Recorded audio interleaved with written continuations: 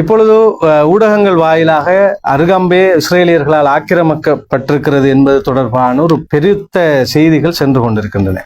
இவ்வாறு சொல்லுகின்ற செய்திகளிலும் உண்மை இல்லை. இந்த கருத்தையும் நாம் சொல்ல வேண்டும். இதிலே பல சதிகள் இருக்கின்றன. இப்பொழுது பல்வேறு பிரதேசத்தை சார்ந்தவர்கள், எந்த இன மதத்தை சார்ந்தவர்களாக இருந்தாலும் இப்பொழுது அருகம்பே இஸ்ரேலின் கூடாரமாக மாறிவிட்டது, அவர்களிடம் சென்று விட்டது என்பதாக மிக பரவலான ரீதியிலே சொல்லப்படுகிற செய்திகளில் உண்மை இல்லை. அந்த கருத்தையும் நாம் சொல்ல வேண்டும். இங்கு சுற்றுலா பயணிகள் நீண்ட காலமாக 25 வருடமாக வந்து போய்கொண்டிருக்கிற ஒரு இடம். அண்மை காலமாக ஏற்பட்ட ஒரு சில சலசலப்பு, அதனை வைத்துக்கொண்டு அருகம்பே பறிபோய் விட்டதாக சொல்லப்படுகிற கருத்துக்கள் தொடர்பில் இங்குள்ள ஹோட்டல் உரிமையாளர்களிடம் நாம் பேசுகிற போது வேறு சில தகவல்களை புரிந்து கொள்ளக்கூடியதாக இருக்கிறது. அதாவது அருகம்பே பிரதேசம் சுற்றுலாத்துறையிலே முன்னேறிவிடக் கூடாது என்பதற்கான ஒரு சதி எமது உள்ளகத்திலே நடக்கிற சதியாக நான் இதனை சொல்ல விரும்புகிறேன்.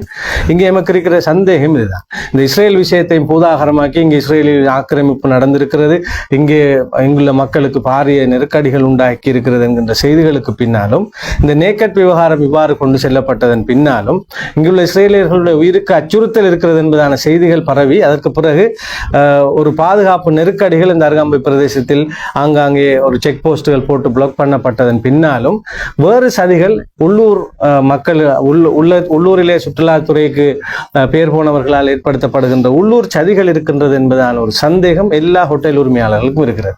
இந்த செய்தி கொண்டு செல்லப்பட வேண்டும் என்று நான் விரும்புகின்றேன்.